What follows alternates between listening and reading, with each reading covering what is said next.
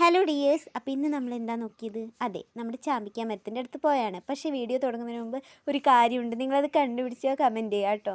ഞാൻ തന്നെ video edit ചെയ്യുമ്പോഴാണ് മനസ്സിലാക്കുന്നത്, ഓ ഇങ്ങനെ ഒരു സംഭവം ഉണ്ടായിരുന്നോ എന്നുള്ളൊരു കാര്യം. അപ്പോൾ ഇതാ നമ്മൾ ചാമ്പിക്ക നോക്കാൻ പോയതാണ്. പക്ഷേ ചാമ്പിക്ക ഉണ്ടായത് അങ്ങ് തീർന്നു പോയി. പിന്നെ അടുത്ത് പൂവൊക്കെ വന്നിട്ടുണ്ട്.